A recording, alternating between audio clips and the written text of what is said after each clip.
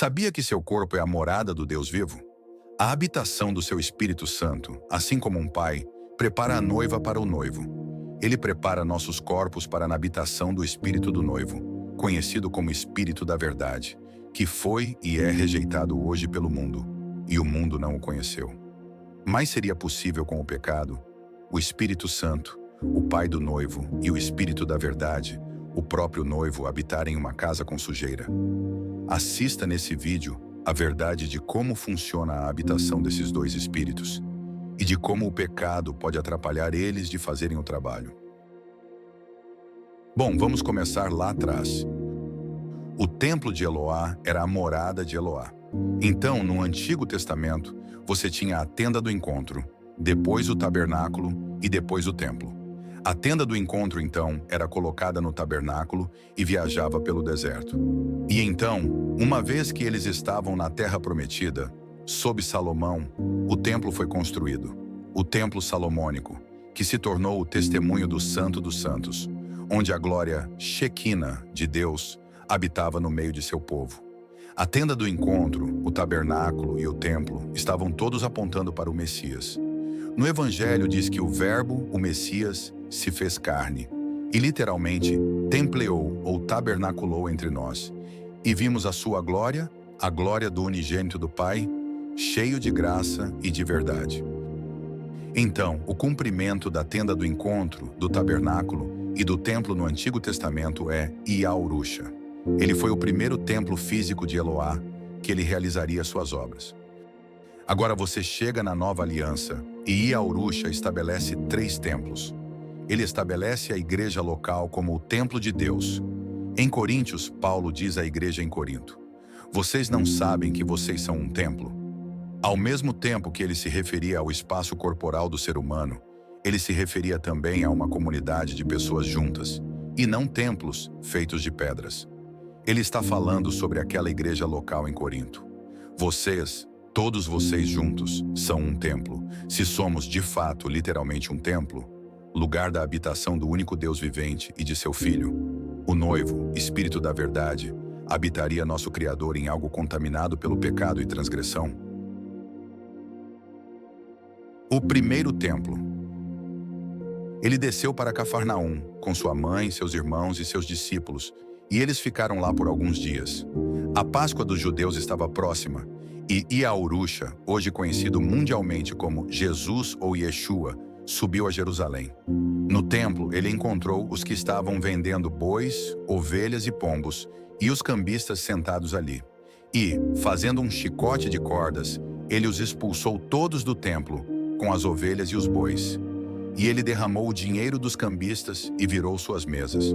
E ele disse aos que vendiam os pombos: tirem estas coisas, não façam da casa de meu pai uma casa de comércio. Seus discípulos se lembraram de que estava escrito: o zelo pela tua casa me consumirá. Então os judeus lhe disseram: que sinal você nos mostra para fazer estas coisas? E Iaurusha respondeu-lhes: destruí este templo e em 3 dias eu o levantarei. Os judeus disseram então: levou 46 anos para construir este templo, e você o levantará em 3 dias? Mas ele estava falando sobre o templo do seu corpo. Você pode se lembrar que na semana passada, a história do casamento em Caná terminou com a declaração de que os discípulos creram. Este, o primeiro dos seus sinais, Iaurusha fez em Caná da Galileia e manifestou a sua glória, e os seus discípulos creram nele. Então o milagre de transformar a água em vinho foi chamado de sinal, e o efeito do sinal foi revelar a glória de Iaurusha, e o efeito dessa revelação foi trazer a crença nos discípulos. Iaurusha mostrava a todos que ele em si era um templo, um lugar da habitação do Espírito de seu Pai.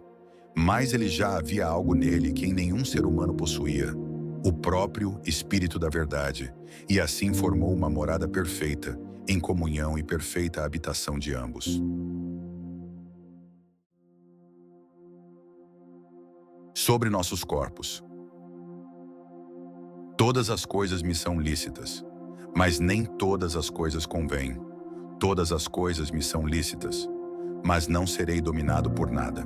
A comida é para o estômago e o estômago para a comida. e Deus destruirá tanto um quanto o outro. O corpo não é para a imoralidade sexual, mas para Adonai, e Adonai para o corpo. E Eloá ressuscitou o soberano e também nos ressuscitará pelo seu poder. A comida é para o estômago e o estômago para a comida. Seria perfeitamente aceitável alimentar seus apetites carnais? Querer justificar atividades sexuais fora do casamento, imoralidades lascivas e maldade nos olhos. Muitos se convencem de que são livres para fazê-lo, da mesma forma que os cristãos gostam de se convencer às vezes de quase tudo em que preferimos acreditar. Seja verdade ou não, ou seja, em outras palavras, você escolhe aquilo que é certo ou errado. Mas a verdade é que as ações que realizamos no corpo não são separadas e distintas da nossa vida espiritual. Elas estão interligadas e nossa atividade física impacta nossa maturidade espiritual, bênçãos futuras, recompensas celestiais e disciplina divina. Porque, se com a tua boca confessares a Yahushua como Senhor, e em teu coração creres que Eloá o ressuscitou dentre os mortos, serás salvo. Os coríntios foram libertos do domínio do pecado, de Satanás e da morte, mas estavam voltando a uma vida de escravidão e chamavam essa escravidão de liberdade, que seria a porta aberta para o pecado sexual, que corromperia seus corpos para seres entregues novamente às amarras de Satanás. Com seus corpos destruídos pela imoralidade, estariam com as portas abertas para que o mal entrasse em seus corpos. Não sabeis que os vossos corpos são membros de Cristo? Tomarei, pois, os membros de Cristo e os farei membros de uma prostituta? De modo nenhum. Ou não sabeis que aquele que se une à prostituta torna-se um só corpo com ela? Pois como está escrito, os dois se tornarão uma só carne. Mas o que se une ao Senhor torna-se um só espírito com ele. Se pudéssemos viajar no tempo de volta para Corinto durante a época de Paulo, imagino que ficaríamos chocados e horrorizados com muitas das normas culturais que observaríamos. Na cidade de Corinto, havia um templo proeminente que era dedicado à deusa pagã do amor Afrodite. Havia mais de 1000 prostitutas empregadas naquele templo, e parte de seus rituais de adoração envolvia atividades inapropriadas com essas prostitutas. Esse tipo de imoralidade era algo com que os coríntios tinham crescido. Eles estavam acostumados a isso, e é possível que não parecesse fora do lugar para alguns deles. Também estou supondo pelas palavras de Paulo, nesta passagem, que havia membros da igreja que estavam empregando os serviços dessas prostitutas. Então ele perguntou a eles: devo então tomar os membros do Messias e fazê-los membros de uma prostituta? Nunca. Por que você acha que Paulo foi tão enfático nessa declaração? Ele se referiu à igreja como membros de Messias. Somos unidos ao Mestre e unidos a Ele no momento em que cremos. Nós nos tornamos parte de seu corpo, e a maior ilustração cotidiana que temos a oportunidade de observar da união que o Messias tem com sua igreja é a instituição do casamento. Nenhum outro relacionamento humano se compara. Em um casamento centrado no Mestre, você tem comprometimento, o compartilhamento de um nome e uma intimidade relacional genuína, que está muito além do que pode ser visto em outros relacionamentos. Impureza com santidade?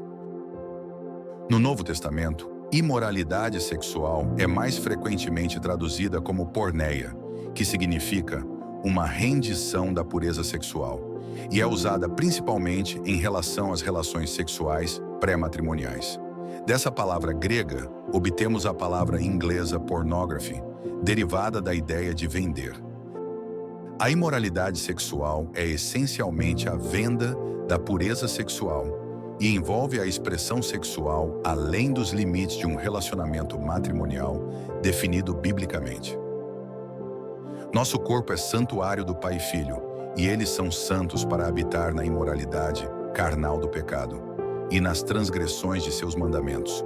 Por isso eles nos deram seus mandamentos, para que esse templo possa ser santo para a realização da vontade do Pai Criador e dos ensinamentos do Santo Filho, através de seu Espírito Santo e da verdade.